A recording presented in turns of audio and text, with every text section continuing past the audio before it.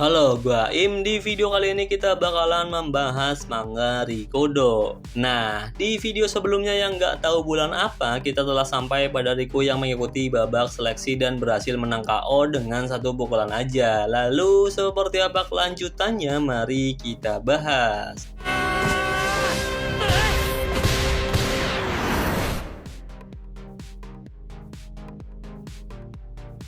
Di pagi hari saat Riku berangkat sekolah sembari melakukan tinju bayangan, ia masih tidak percaya jika dirinya mampu menjadi petinju profesional hanya dengan satu pukulan tangan kanannya. Riku juga berkata sembari membayangkan kejadian yang pernah ia alami bersama Ehara, jika sekarang aku telah bertambah kuat. Jika tidak, aku akan kehilangan semuanya. Jika aku bisa menjadi petinju seperti Tokorozawa, aku pasti bisa merubah segalanya tentang hidupku ini. Tapi tetap saja Riku menganggap jika ia masih harus melakukan pertandingan yang real agar bisa benar-benar tahu jika ia telah bertambah kuat. Di sisi lain, terlihat Tokorozawa yang sedang membaca majalah tinju. Nah, temannya yang melihat itu bertanya apa sih Tokorozawa mulai tertarik lagi dengan dunia tinju, tapi Tokorozawa mengeles dan berkata jika ia menemukan majalah ini tergeletak, jadi ya dia nggak sengaja buat baca. Tokorozawa juga berkata jika ternyata Riku masuk ke kelas bulu, kelas yang sama seperti yang Tokorozawa masuki sewaktu masih menjadi petinju. Menurut Tokorozawa, kelas bulu atau leg class adalah kelas yang sangat sengit di dunia karena tidak hanya Asia dan juga Amerika, tapi banyak petinju dari seluruh dunia yang bersaing di kelas itu. Di samping itu, Tokorozawa juga nggak menyangka Riku bakalan memilih menjadi petinju yang mengharuskannya berjalan di jalan yang sangat kotor. Nah, di sisi lain Riku yang sudah sampai kelas dan terlihat duduk sendirian, sementara teman-teman sekelasnya sedang membicarakan masa depan mereka, seperti ingin meneruskan kuliah atau bekerja di bidang apa. Riku sendiri juga sedang membaca sebuah buku dan di saat yang bersamaan Naishiro menyapa Riku dengan berkata jika ia bersyukur Riku juga ternyata memikirkan masa depannya. Riku yang mendengar itu menjawab dengan ekspresi dingin seperti biasanya jika Naishiro berkata seperti aku tidak pernah memikirkannya. Naishiro pun hanya diam dan ia bertanya lagi bukankah Riku lolos dalam tes menjadi petinju profesional. Riku pun menjawab iya dan dengan ekspresi malu-malu Naishiro mengajak Riku untuk makan di suatu tempat. Ya, Naishiro bilang sih ini untuk merayakan keberhasilan Riku menjadi petinju profesional, tapi dengan ekspresi yang dingin Riku menjawab jika ia nggak bisa. Naishiro yang mendengar itu pun terlihat paham dan ia berkata jika petinju memang nggak boleh makan banyak-banyak. Naishiro juga kemudian pamit untuk pergi, namun setelah meninggalkan Riku, Naishiro terlihat sangat kecewa. Ia berkata di dalam hatinya apakah nggak bisa sehari saja kau tidak melakukan tinju. Naishiro yang saat itu melihat temannya berjalan di depannya sembari bergandengan tangan, ia bertanya-tanya di dalam hatinya apa sih Riku ini pernah memikirkan tentang hiburan seperti teman-teman seumurannya. Apakah ia tidak menginginkan kehidupan yang menyenangkan? Riku hanya memfokuskan dirinya ke dalam dunia tinju dan apa tujuan hidupmu sebenarnya. Apa yang Naishiro katakan memang benar karena sepulang sekolah Riku langsung berlatih di Baba Gym. Bahkan di hari itu Riku berlatih sampai ia muntah. Di sisi lain Baba juga terlihat di ruangannya seperti sedang mengurus berkas-berkas. Riku juga kemudian bertanya apa hari pertandingan belum diputuskan. Baba pun menjawab jika Riku tidak sabaran, biasanya tes digunakan untuk menarik orang-orang untuk melakukan pertandingan dan sekarang kebanyakan tempat gym mulai bersiap. Tapi kita tidak punya uang sabuk juara atau apapun, kita benar-benar mulai dari nol, jadi bersabarlah. Namun di sisi lain Baba sedikit terkejut. Baba berkata jika Riku sudah punya gambaran menjadi dewa tinju profesional. Riku yang mendengar itu pun terlihat kaget dan si Baba berkata lagi jika sebelumnya waktu yang kau habiskan selama ini belum menunjukkan wujud dari dirimu. Semuanya masih abstrak dan jika tidak ada cara untuk membuat wujudmu terlihat, aku pasti akan menyerah. Tapi semuanya sudah terlewati dan akan ada hal-hal yang perlu dicemaskan lagi kelak. Baba juga berkata jika Riku mengingatkan dirinya kepada Tokorozawa, apalagi ia berada di kelas bulu yang sama dengan Tokorozawa. Riku yang mendengar itu juga kemudian berbicara jika ada hal yang ia inginkan di leg class atau di kelas bulu, dan yang membuat Baba kaget, Riku berkata jika ia ingin sabuk juara OPBF yang pernah Tokorozawa Tokorozawa menangkan. Dan bagaimana agar aku bisa memilikinya? Baba yang mendengar itu pun terkejut, tapi Baba bilang, sebenarnya omong kosong apa yang sedang kau katakan. Kau baru saja akan melakukan pertandingan debut, tapi jika sabuk OPBF itu tujuanmu, kau harus berlatih lebih keras. Riku pun menjawab iya, dan dia sendiri langsung kembali mulai berlatih. Di sisi lain, sembari tersenyum, si Baba berkata jika sekarang kau menginginkan sabuk tua yang Tokorozawa pernah memenangkannya. Nah, kita kemudian lanjut ke chapter berikutnya, di mana Riku yang sedang berada di rumahnya Tokorozawa. Dia sendiri sedang menonton video pertandingan Tokorozawa yang memperebutkan sabuk sekaligus gelar juara OPBF. Komentator di video itu berkata jika saat itu Tokorozawa menangkan gelar juara di umur yang masih sangat muda, yaitu 20 tahun. Bahkan ia berkata jika tinju Tokorozawa sangat mengerikan dan mungkin dia bisa menjadi raja di seluruh Asia. Namun saat Riku menonton video itu, Tokorozawa berkata jika bukankah Riku sudah sering menonton itu sebelumnya. Aku sendiri benci melihat diriku di zaman itu. Karena menurut Tokorozawa ia sangat memalukan dan tentunya juga mengerikan. Namun Riku menjawab jika aku benar-benar menyukai pertandingan ini, bukankah pertandingan ini adalah momen di mana kau mendapatkan gelar juara OPBF. Tokorozawa pun cuma diam, tapi ia kemudian berkata jika sebagai pemenang sabuk OPBF, aku hanya mendapat uang 1